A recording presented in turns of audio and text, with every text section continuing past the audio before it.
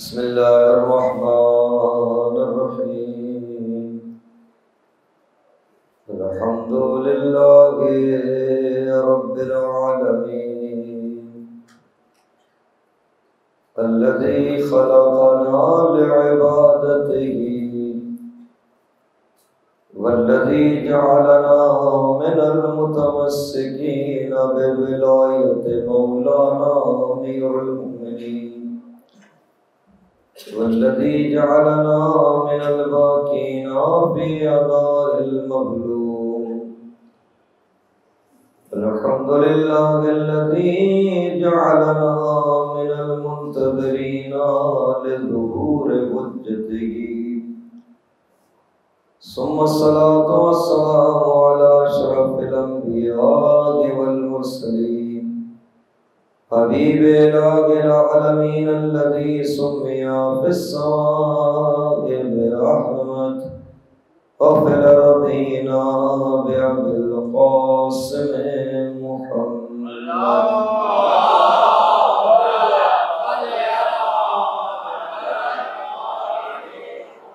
वअला अहलि बैतिहि त्वय्यिबीन अत्ताहिरीन अल-मासूमीन अल्लज़ीना अज़हबल्लाहु अन्हुमुर रिज्स व तह्हरहुम तत्हीरा।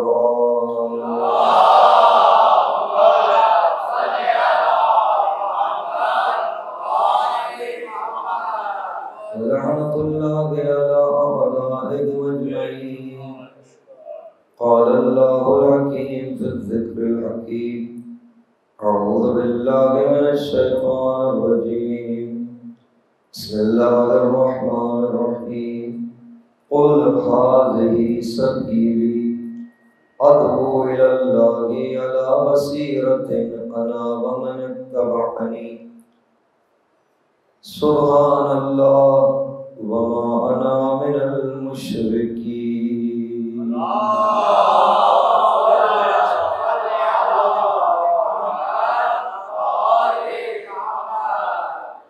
बुजुर्गान मुहतरम और नौजवान अजीज, सूरह यूसुफ की ये आयत जो इन मजालिस के लिए सरनामा कलाम करार दी गई, इरशाद रब्बुल इज़्ज़त हुआ औज़ु बिल्लाहि मिनश शैतानिर रजीम। क़ुल हाज़िही सबीली, ए हबीब आप कह दीजिए ये मेरा रास्ता है। अदअू इलल्लाहि अला बसीरतिन अना व मन इत्तबअनी, मैं और जिसने मेरा इत्तबा किया बसीरत के साथ अल्लाह की तरफ दावत देते हैं। सुबहान अल्लाह व मा अना मिनल मुशरिकीन, और मैं मुशरिकों में से नहीं हूँ। इस आयत का तर्जुमा और इसके ज़ैल में जो मौजू करार पाया वो दावत इलाही और करबला। गुजारिश हुआ कि अल्लाह दावत देने वाला है और तमाम इंसानियत को अल्लाह ने दावत दी है,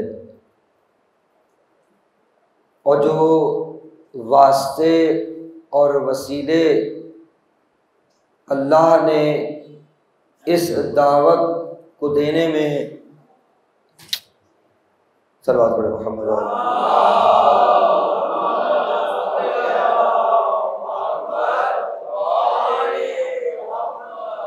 जो वास्ते और वसीले हक़ सुब्हानहू व तआला ने इस दावत के सिलसिले में इस्तेमाल किए, उसमें कुछ वो हैं जो इंसान के वजूद में रख दिए और इंसान के बातिन से वो दावत अल्लाह की दावत इंसान को दी गई है, और कुछ वो वसीले और वास्ते हैं जो इंसान के वजूद से बाहर इंसान को अल्लाह की जानिब पुकार रहे हैं। फिर गुजारिश हुआ कि उनमें जो दाखिल हैं वो अक्ल है, फितरत है और इस जैसे चीज़ें, और जो खारिज में हैं, बाहर हैं, वो कुरान और अहले बैत। जिस तरीके से बातिन इंसान को खालिक की जानिब, मालिक की जानिब दावत देता है, ऐसे ही कुरान और अहले बैत की जो दावत है, अगर उसका खुलासा किया जाए, उनके पैगाम का खुलासा किया जाए, तो वो इंसान को उसके मालिक और उसके राज़िक और खालिक की जानिब दावत है। अब ये इंसान का फैसला अपना है। ये भी गुजारिश किया कि इंसान का अपना फैसला है कि वो इस दावत पर जो उसकी बातिन से फूटती हो या खारिज से दी गई हो, उसको लब्बैक कहता है कि नहीं। क्योंकि लब्बैक कहेगा तो वो अपना वो वजूदी फितरी इलाही जौहर जो उसके अंदर अल्लाह ने वदियत किया है, उसके खमीर में रखा है, उसको बिलफेल कर सकेगा। बाहर से लाने की जरूरत नहीं है। परवरदिगार ने जो दावत दी है, उस दावत पर लब्बैक कहने के लिए पूरा सिस्टम परवरदिगार ने इस इंसान के वजूद में डिफॉल्ट में रखा है। हमारी आपकी जिम्मेदारी सिर्फ यह है कि इसको सिस्टम को एक्टिव करें। ये इस्तिलाह चूंकि आपकी जानी पहचानी इस्तिलाह है, ये सिलसिला जो है, जो बिलफेल करना है, यानी बिलकुवा मौजूद है, उसे बिलफेल करना है। और अगर बिलफेल कर लेंगे तो वो सारा नतीजा जो अल्लाह ने कमाल इंसानी में रखा है, वो इस इंसान को मुयस्सर है। और अगर इसने उसको बिलफेल नहीं किया, एक्टिव नहीं किया, तो ये जब आया था तो क्या आलम था इसका?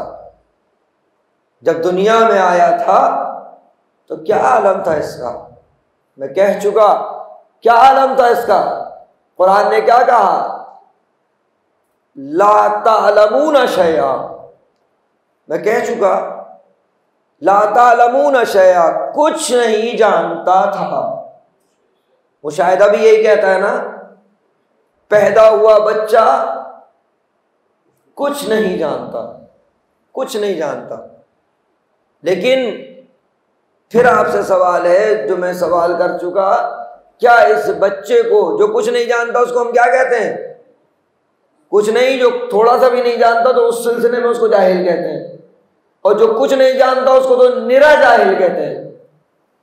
लेकिन कायनात में आपके सामने कोई एक इंसान ऐसा है जो इस नौमौलूद को जाहिल कहता हो? क्या कहते हैं आप इसको? नौमौलूद को क्या कहते हैं? मासूम। अल्लाह रे एहतराम इज्जत इंसानी। परवरदिगार ने किसी को यह मजाल नहीं दी कि मेरी इस अजीम मखलूक को जो जानता कुछ नहीं है लेकिन तुम इसे जाहिल कहो। क्या कहलवाता है? मासूम। अच्छा, ये बच्चा जो पैदा हुआ और कुछ नहीं जानता, जबकि इसको मासूम कहें तो किसी को परेशानी नहीं, और जो सब कुछ जानता हो तो उसकी इस्मत के बारे में शक और शुबा। ये मासूम है, और मासूम आया है। अल्लाह ने हर एक को मासूम भेजा है। ये अल्लाह ने अपनी जिम्मेदारी पूरी की है।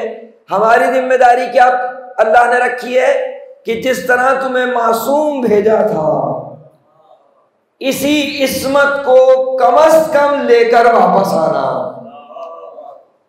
अपनी इस्मत की हिफाजत करना। हमने तुम्हें मासूम भेजा है।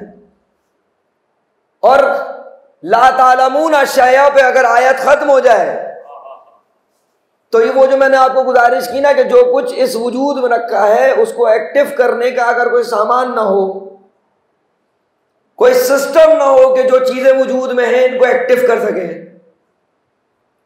एक बच्चे से अगर उसके बाप का तकाजा ये हो कि तुम बेहतरीन इंजीनियर बनो।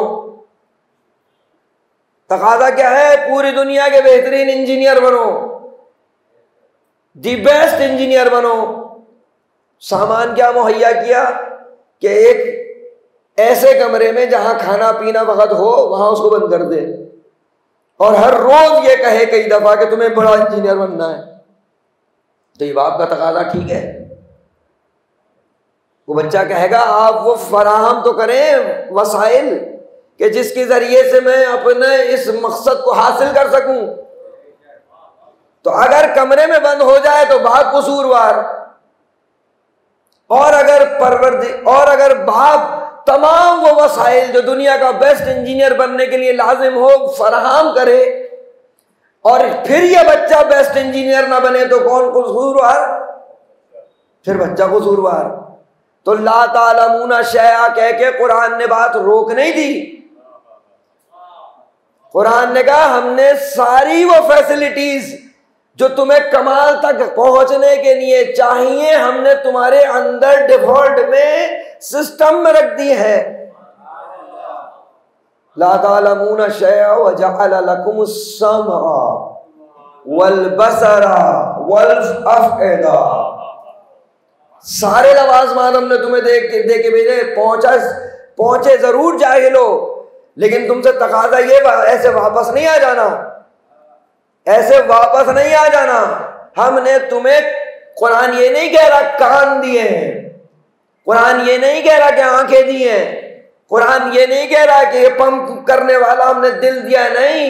कुरान कह रहा है हमने तुम्हें समाअत दी है, हमने तुम्हें बसारत दी है, हमने तुम्हें सोचने समझने हिस करने की कुव्वत दी है। यानी सारे वो लवाज़िमात जो हम तक आने के लिए जरूरी हैं हुसूल इल्म के जरिए वो सब फराहम।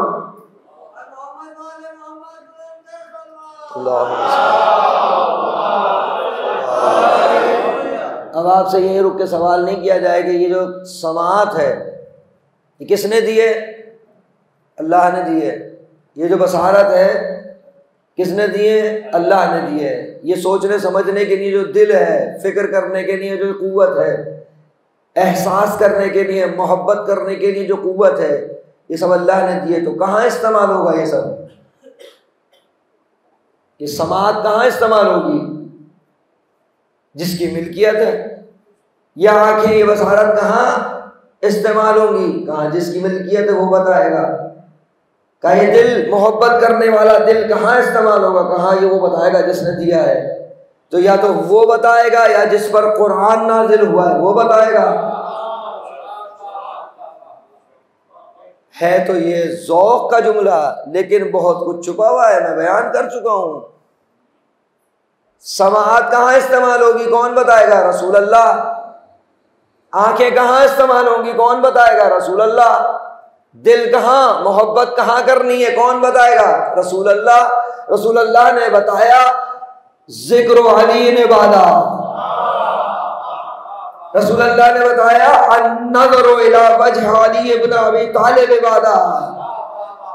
रसूल अल्लाह ने फरमाया हुब्बु अली ने बादा। यानी सारे वो वसाइल जो तरक्की के लिए अल्लाह ने दिए हैं, अली के सुपुर्द करो, तरक्की करो।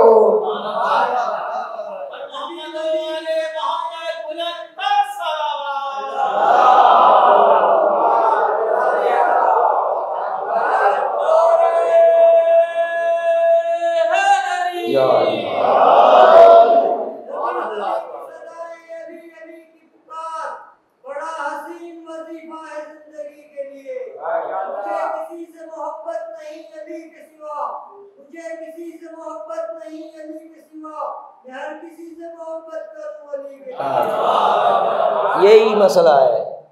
मोहब्बत सब करते हैं, लेकिन सिर्फ अली से मोहब्बत करने वाले बहुत कम।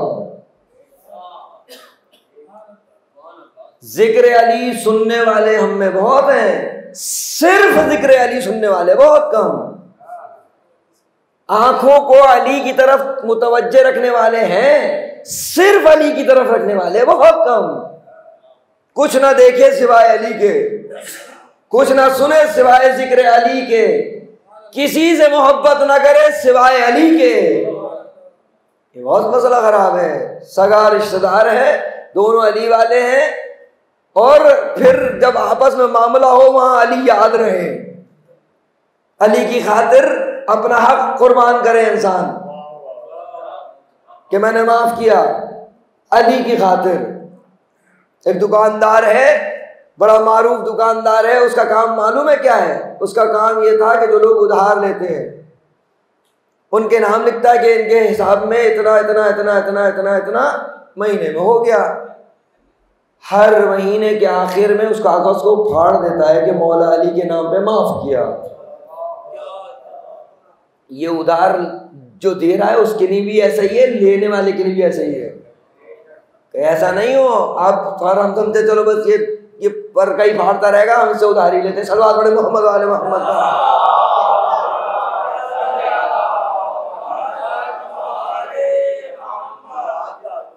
अली की खातिर बदर माफ करें उसको।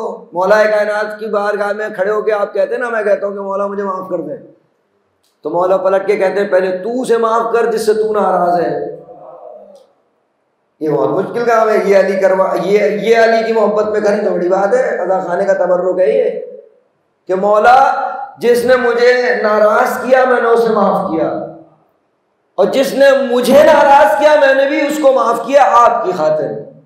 और फिर जब माफ कर दिया तो माफ कर दिया, फिर उसको जाके बताया नहीं इंसान कि मैंने तुम्हें माफ कर दिया है मौला की खातिर, तो फिर मौला की खातिर कहाँ हुआ?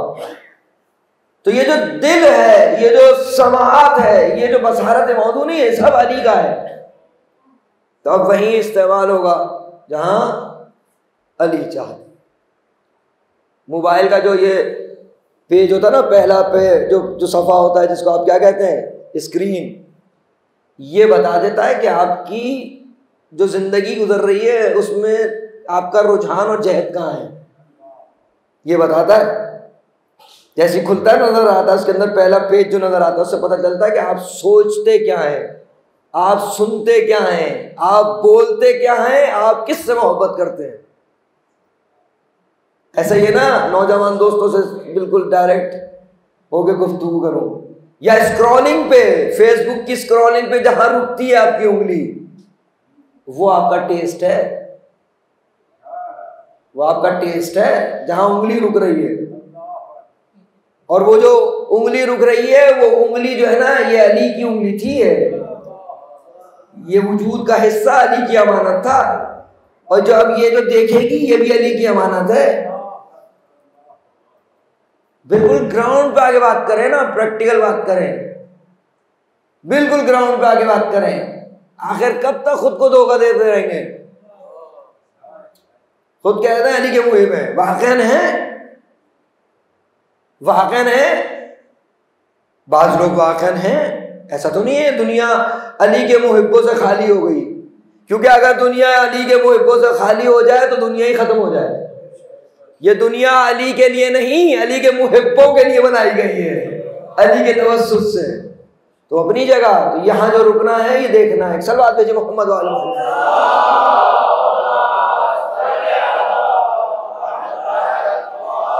तो ये जैसे आपको फितरत अल्लाह की जानिब पुकार रही है, अक्ल पुकार रही है, इसमें बहुत गुंजाइश है गुफ्तगू की, वैसे ही कुरान पुकार रहा है।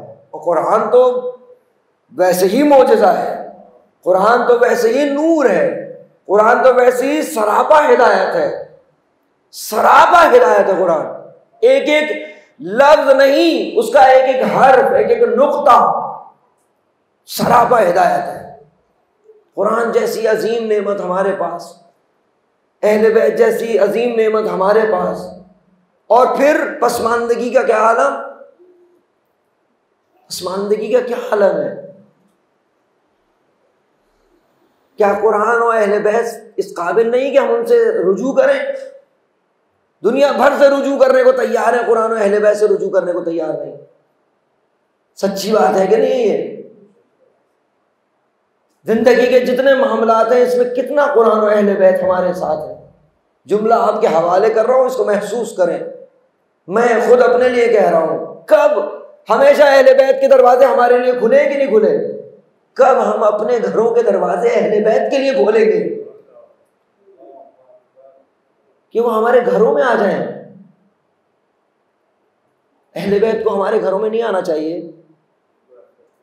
दरवाजा कब खुलेगा अहले बैत के लिए कि वो हमारे घर में दाखिल हो जाए, फिर उनकी हुकूमत हमारे घर में उनकी हुकूमत हो। पहले कह चुका,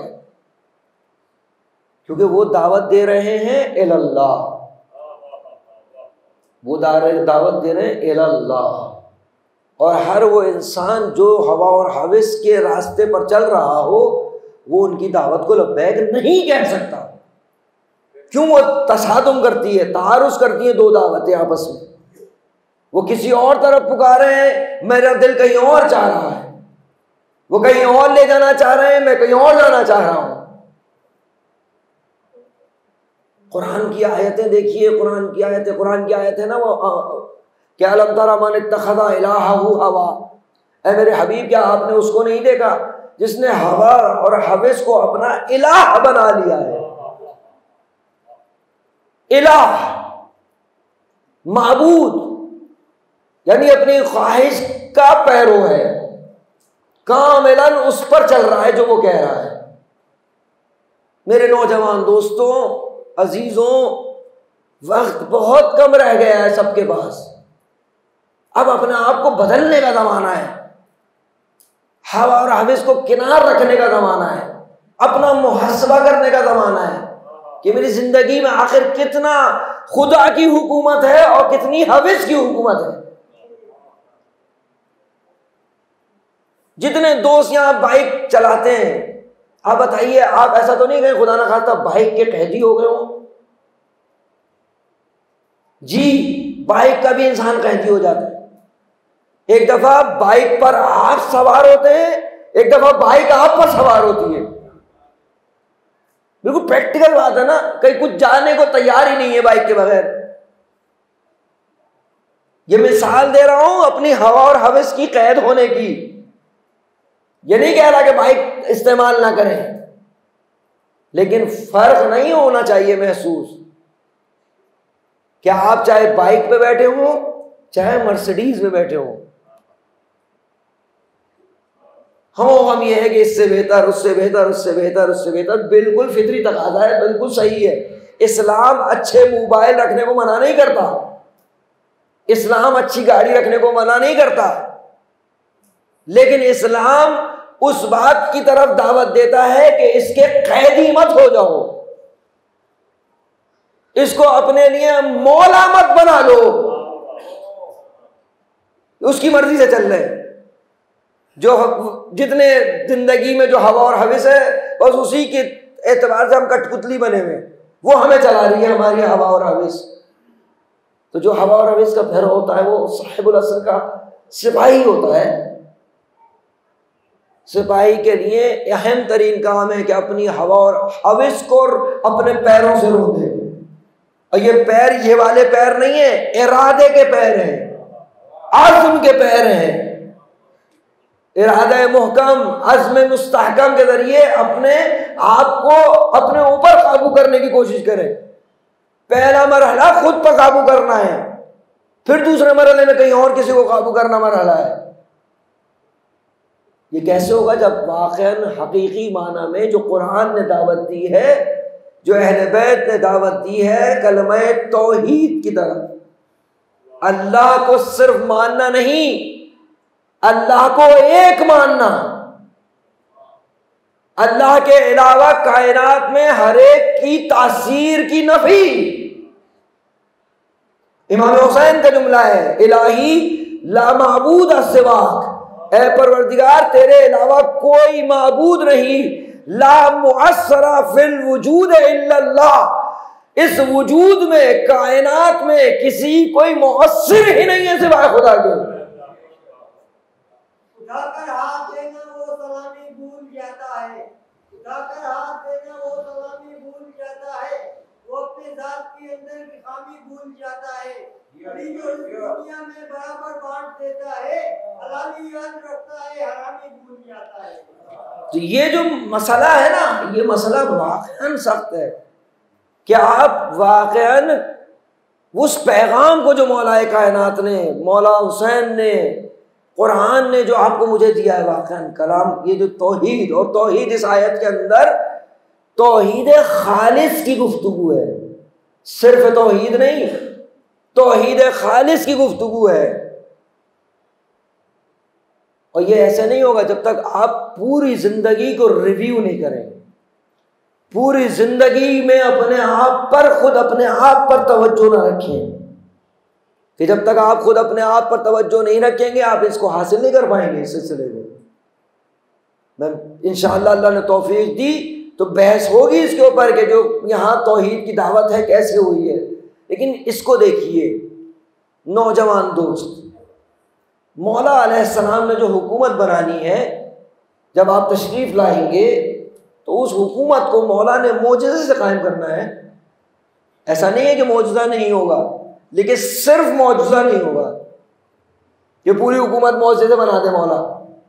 अगर पूरी हुकूमत मौला अलैहिस्सलाम ने मोजज़े से बनानी हो तो ये गैबत काहे के नहीं है? फिर गैबत का कोई फ़लसफ़ा है ना। मौला अलैहिस्सलाम ने मोजज़े से हुकूमत कायम नहीं करनी है, मौला ने लोगों के साथ मिलकर हुकूमत कायम करनी है।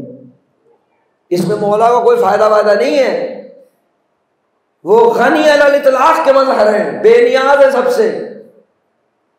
लेकिन इंसानियत को जो उन्होंने निज़ाम देना है, तौहीदी निज़ाम, इलाही निज़ाम, बैनुल अक़वामी जहानी हुकूमत, वो मोजज़े से काम नहीं करनी। उसके लिए लोग चाहिए, और दी बेस्ट सिस्टम के लिए कैसे लोग चाहिए?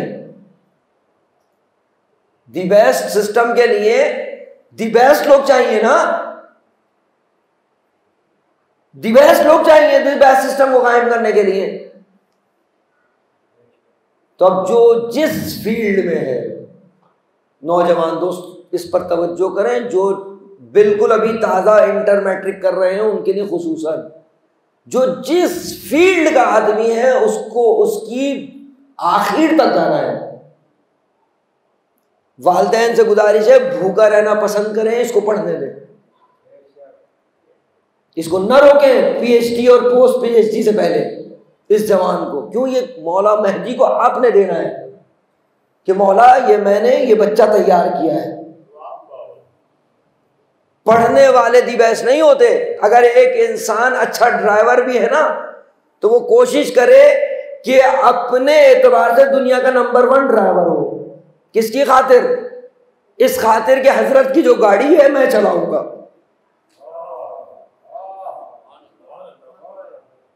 जो बेहतरीन खाना पकाना जानता है या जानती है उसको चाहिए दुनिया का नंबर 1 बने ताकि मौला का किचन में संभालूंगा। इस नियत से जिंदगी नहीं गुजर सकती।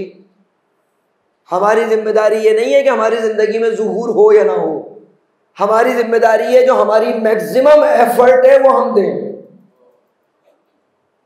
ताकि कल अगर हम मर भी गए उनके ज़ुहूर से पहले तो उठाए जाएं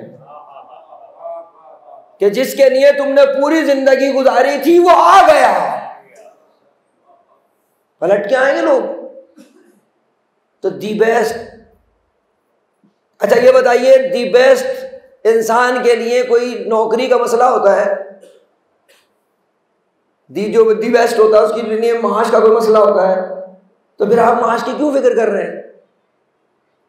अभी मैट्रिक किया, इंटर किया, नौकरी समा गई।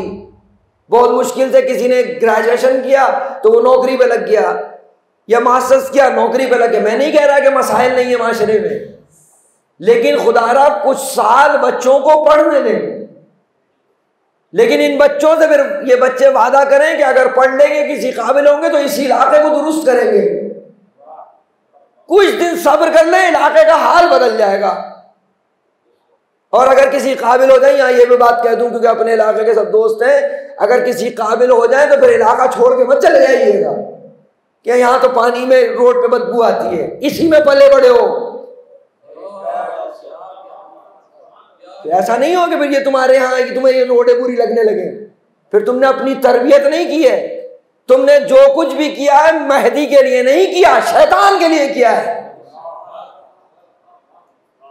अपने आपे में रहें, इमाम के वाकई खिदमतगार बने, इमाम की खिदमत की फिक्र कीजिए, इमाम के नक्श कदम पर चलने की कोशिश कीजिए, अपनी ज़िंदगी को संवारिए। मौला को पढ़े लिखे लोग चाहिए। इमाम की जो हुकूमत बनेगी, क्या ऐसा नहीं हो सकता कि जाफर तैयार से कुछ की पोस्ट के लोग इमाम की हुकूमत में हो? उस इंतखाब करने वाले के कुर्बान, लेकिन उसकी शराइत हैं, उसके मयारात हैं। आपने सुन रखा है ना, हिज़्बुल्लाह की जो शर्त है दाखिल होने की, वो क्या है? सैयद फरमाते हैं वो जवान हमारी हिज़्बुल्लाह में दाखिल हो सकता है जिसने 7 साल नमाज शब कदा ना की हो। क्योंकि ऐसा नहीं हो, बहुत सारे लोग होते हैं ऐसे, जब वो पढ़ने लगते हैं तो उनके पास खुदा के लिए भी वक्त खत्म हो जाता है। तो ऐसा ना हो कि आपकी जिंदगी जो है एक कार्टून की मानिंद हो। कार्टून किसे कहते हैं? जिसकी एक चीज बड़ी हो जाती है तो छोटी, दूसरी छोटी हो जाती है। पूरी जिंदगी बैलेंस रखनी है। ऐसा ना हो 2 परों के साथ उड़ना है, एक पर कोशिश का है, दूसरा तवस्सुल का है। ऐसा ना हो कि फिर आप बारगाह खुदा से, बारगाह इमाम हुसैन से बाहर चले जाए कि बस सब कुछ मैं खुद कर लूंगा, फिर आप खुद ही कर लेंगे। फिर तो छोड़ ना दे खुदा न खास्ता आपको आपके हाल पर।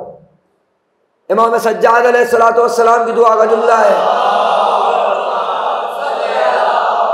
मौलाना ने फरमाया ना, परवरदिगार अल्लाहुम्मा ला तकिलनी इला नफ्सी तरफत ऐनिन अबदा। ऐ परवरदिगार, ऐ मेरे अल्लाह, मुझे एक लम्हे के लिए मेरे हाल पे ना छोड़। तो ऐसा ना हो कि खुदा न खास्ता आपको आपके हाल पे छोड़ दिया जाए। फिर सारी चीजें बैलेंस करनी है, क्योंकि हमने सीरत जनाबे अली अकबर अलैहिस्सलाम पे चलना है। ये जवान हो या नौजवान हो, इसने जनाबे अली अकबर अलैहिस्सलाम से तवस्सुल करना है कि इमामत की बारगाह में मैं भी कुछ कर सकूं, जनाबे ज़हरा की बारगाह में मैं भी कुछ कर सकूं। ये जरूरत है जमाने की। इमाम की हुकूमत के लिए मैंने आपने मिलकर कोशिश करनी है, क्योंकि वो हमारे मुंतज़िर है। जिस तरह हम इंतजार कर रहे हैं, इसी तरह वो भी हमारा इंतजार कर रहे हैं कि हम आमादा हो जाएं तो फिर वो तशरीफ लेके आए। और अजीज़ों, ख़तरनाक बात जो नज़र आ रही है इस वक्त बैनुल अक़वामी सतह पर, खुदा ना करे कि सुन्नत इलाही जारी हो जाए और हमें माइनस कर दिया जाए। इसका खतरा नज़र आ रहा है। पूरी बैनुल अक़वामी सतह पर आप देखें किस तरह से जवान और नौजवान आबाद हैं ज़ुहूर के सिलसिले में। आप बहरीन चले जाएं, आप यमन चले जाएं, आप लबनान चले जाएं, जहां चले जाएं, किस कदर जवान इस वक्त क्या सोच रहा है, वहां का जवान इस वक्त क्या सोच रहा है और हमारा जवान क्या सोच रहा है। हमें किन चीजों में उलझाया गया है, किन चीजों में हमें उलझा दिया गया है कि बजाय असली स्क्रिप्ट के उन चीजों में उलझ रहे हैं। तो खुदारा उन चीजों में उलझने की जरूरत नहीं है। ये सोशल मीडिया सिर्फ तशवीश फैलाने के लिए है। तशवीश। कभी आपको सही जवाब मिला है जो आपको खाने कुंदा हो, मुतमईन कर रहा हो? ये सिर्फ शक और शुबा इजाद करने के लिए ये हथियार दुश्मन का, वो भी अपने मुसल्लमात में, कि जो आपके मुसल्लमात हैं उसमें आप मशकूक हो जाएं। तो आपको कितना हुनर चाहिए, खुसूसन जवान और नौजवान। खतरनाक तरीन दौर है जिसमें आपको जिंदगी गुजारने का मौका मिला है, तो इतनी ही आपने तवज्जो के साथ जिंदगी गुजारनी है, उतनी ही तवज्जो के साथ, क्योंकि बहुत ज्यादा तकाजा है विलायत का आपसे, बहुत बड़ा तकाजा है इमामत का आपसे। गोल्ड मेडलिस्ट होना चाहिए जवान को, इससे कम पे कंप्रोमाइज नहीं करना चाहिए। सारे गोल्ड मेडलिस्ट होना शुरू हो जाए, खुद ब खुद शहीद होना शुरू हो जाएंगे। दुश्मन को बर्दाश्त नहीं है कि आप गोल्ड मेडलिस्ट हो। दुश्मन तो कभी भी नहीं चाहेगा कि आप गोल्ड मेडलिस्ट हो। क्यों नहीं सोचते कि कराची को टॉप करना है हमने? क्यों नहीं सोचते कि कम से कम टॉप 10 में आना है? ये आपकी जिम्मेदारी है, अदादारी है। सैयदुश्शुहदा से का ये मैसेज है कि आपको दी बेस्ट होना है अपने अपने शोबों में, जो जहां है। जहां कोई मुश्किल होती है तवस्सुल करें इमाम ज़माना से। आपकी मुश्किल हल नहीं करेंगे वो, जब आप उनके लिए कदम बढ़ा रहे होंगे, तो चाहे बड़े हो चाहे छोटे हो। या आज रोजे जवान है ना, किसी जवान को रोने आए ना आप, तो उस जवान से तवस्सुल करे। जवान मुसलसल तवस्सुल करे। कैसे आगे बढ़ेगा वो जवान जो रोजाना जनाब अली अकबर को याद ना करता हो? कैसे आगे बढ़ेगा वो जवान जिसकी जिंदगी में रोजाना एक मर्तबा कम से कम जनाब अली अकबर का जिक्र ना आता हो? कितना आसान है तरक्की करना। हमारे पास करबला है, हमारे पास अहले बैत हैं। हमने आगे बढ़ेंगे तो कौन आगे बढ़ेगा? हमने आगे बढ़ना है, हमने तरक्की करनी है। हम सब के लिए दोनों रास्ते खुले हुए हैं आज के जमाने में। बस बात तमाम। चाहे तुम विलायत का साथ देकर अलैहिस्सलाम बनो या ना देकर लानतुल्लाह अलैह बनो। अब तीसरा कोई रास्ता नहीं है, तीसरा कोई रास्ता नहीं है। दो ही रास्ते हैं आपके मेरे पास। विलायत का साथ दीजिए, विलायत की हिमायत कीजिए अमलन न कौलन फकत। अमली तौर पर विलायत की हिमायत कीजिए मर्दाना वार। मैं इमाम ज़माना का सिपाही हूं, अमलन। इसके लिए इल्म चाहिए, इसके लिए मारिफत चाहिए, इसके लिए मोहब्बत चाहिए, इसके लिए इश्क चाहिए, इसके लिए कोशिश चाहिए, इसके लिए तकवा चाहिए, इसके लिए इबादत पर अमल करना चाहिए। सब मिलकर फिर आप सिपाही बन सकते हैं। जवान, बहुत पोटेंशियल है आप में, बहुत कुव्वत खुदा ने दी है आपको। निकलिए उन चीजों से जो आपके लिए मुज़िर है, नुकसानदेह है। आपको आगे जाना है, तरक्की करनी है, आपको इमाम ज़माना के काम आना है। जवान, पैगंबर ने क्या फरमाया? हुसैन मिन्नी वना मिन हुसैन। और पैगंबर ने यह भी फरमाया फातिमा तो बज़अतुम मिन्नी। क्या इर्तबात है इसका? नाना और नवासे में, इमाम हुसैन में और रसूलुल्लाह में बहुत मुशाबहतें हैं।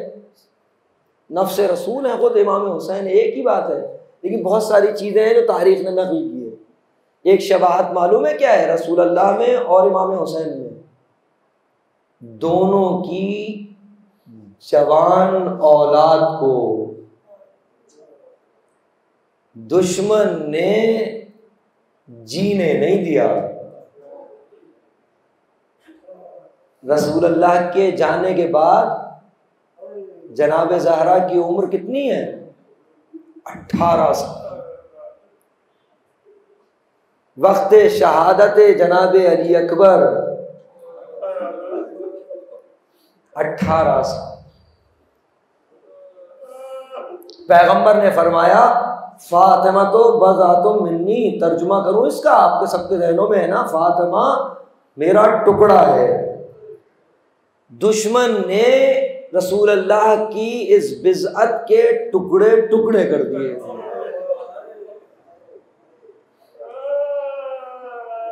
टुकड़े टुकड़े कर दिए। मौलाए कायनात को जब रसूलुल्लाह ने मौलाए कायनात को हज़रत ज़हरा के हवाले किया था ना, तो उस वक्त कहा था कि हाज़िही वदियती, अली ये मेरा वदिया है, ये मेरी अमानत है। और जिस वक्त जनाब अमीरुल मोमिनीन ने जनाब ज़हरा को कब्र में लिटाया है ना, वहां जनाब अमीरुल मोमिनीन ने कहा है या रसूलल्लाह आज अमानत लौटा दी गई, लेकिन या रसूलल्लाह जब अमानत ली थी ना तो रुखसार सूजा हुआ नहीं था। जब अमानत ली थी ना तो ये पसलियां सलामत थी। जब अमानत ली थी ना तो ये बाजू सूजा हुआ नहीं था। अजीजों, जिस तरीके से दुश्मन ने जनाब ज़हरा के टुकड़े टुकड़े किए। मक्तल का जुमला है फ़क़त्तऊ हो इरबन इरबा, अली अकबर को मक्तल में टुकड़े टुकड़े कर दिया गया। आप आज जनाबे अली अकबर को रोने बैठे हैं ना अजीजो जनाबे अली अकबर को रोने बैठे हैं। नौजवान अली अकबर अलैहिस्सलाम से तवस्सुल करें। अजीजो जनाबे अली अकबर बड़ी शख्सियत है, बड़ी अजीम शख्सियत है। ज़ियारत में जनाबे अली अकबर का जुमला है अस्सलामु अलैका या वली अल्लाह वबना वलीही, ए वली खुदा, ए वली खुदा के बेटे। ये जनाब अली अकबर की ज़ियारत का जुमला है, इमाम सादिक से मनकूल है। मालूम है मौला ने कहा जब तुम हुसैन की कब्र पर जाओ तो हुसैन की पाई थी जाओ, जहां हुसैन के जवान की कब्र है वहां खड़े होकर ये जुमला कहो।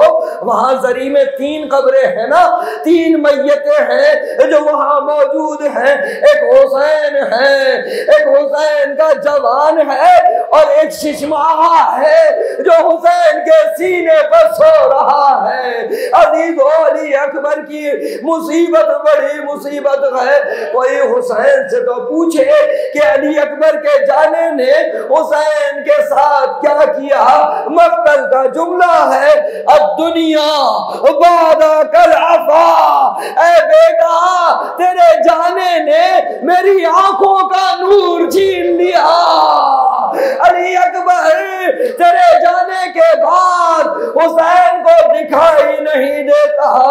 अरे अजीजो एक जाकिर का ख्वाब है, उस जाकिर ने शबे जुमा आकर जनाबे इमाम हुसैन की जरी पर जाकर मकाम जनाबे अली अकबर पर जनाबे अली अकबर की मुसीबत पड़ डाली। ये जाकिर कहता है बहुत गिरिया हुआ, बहुत लोग रोए, हम सब मातम करते रहे, रोते रहे, होटल में आकर भी रोते रहे।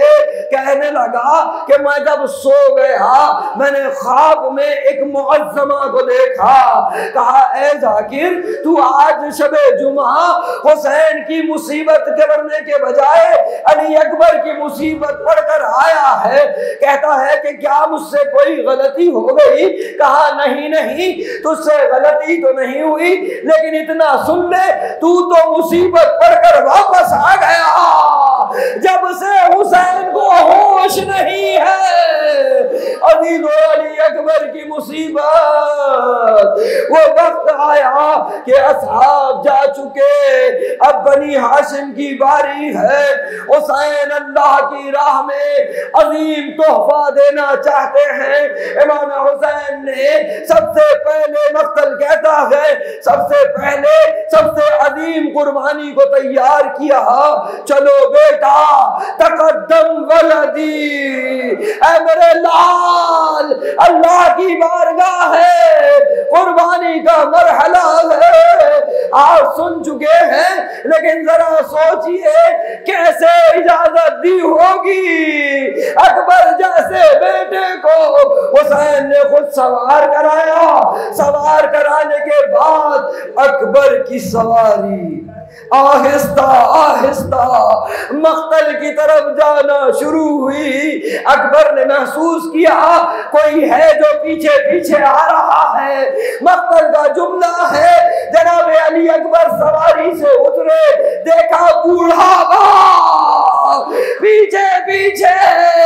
कहा बाबा आपने तो इजाजत दे दी थी। अरे बेटा ए काश तू साहिब औलाद होता, तेरा कोई जवान अकबर जैसा बेटा होता। अरे अजीजो अकबर गए मैं जंग नहीं पढ़ सकता। अकबर गए जंग की, जंग से जब वापस आए ना इमाम हुसैन के पास, सोचो अगर शहीद हो जाते तो भी बड़ा मुसीबत थी। दोबारा वापस आ गया अली अकबर, अब फिर से भेजना होगा। हुसैन पे कितना सख्त है। कहा बाबा गर्मी ने परेशान किया है बाबा, अगर कुछ पानी की सबील हो जाए बाबा। अल्लाह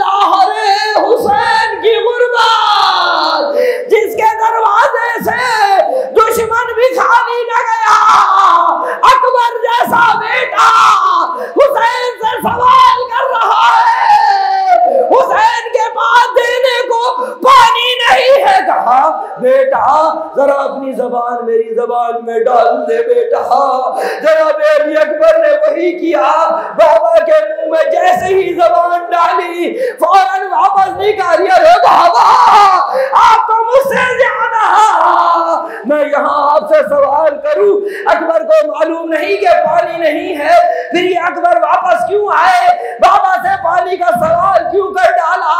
अकबर को प्यास ने परेशान नहीं किया था, अकबर दुनिया को ये बताना चाहते थे मेरा बाबा मजलूम है, मेरा बाबा प्यासा है। अकबर गए अजीजों, अकबर ने जंग की, दुश्मन ने मौका पाकर अकबर को मारा, अकबर ज़मीन से ज़मीन गिर गया, हुसैन का दाद, दुश्मन ने अकबर पर हमला कर दिया। बाबा अकबर का सलाम, हुसैन चले, कभी गिरते हैं कभी उठते हैं बेटा, यानी अरे मौला किसको पुकार रहे हैं? अकबर के लाशे पर आए अजीजों, अकबर के लाशे पर आकर हुसैन ने वो किया कि आज तक दुनिया रो रही है। मालूम है दुश्मन क्या कहता है? दुश्मन कहता है कि हम ये सुन चुके हैं कि हुसैन बहुत साबिर है, हुसैन बहुत साबिर है, देखना है कि अब बेटे की लाश पर हुसैन कैसा सब्र का मुजाहरा करते हैं। अजीजों अगर जवान बेटा मर जाए तो बाप को तसल्ली दी जाती है ना, ताज़ियत दी जाती है ना, अश्किया से ऐसा क्या तकाज़ा? मालूम है अश्किया ने इस मरहले पे हुसैन के साथ क्या किया? कहा ढोल बजाओ,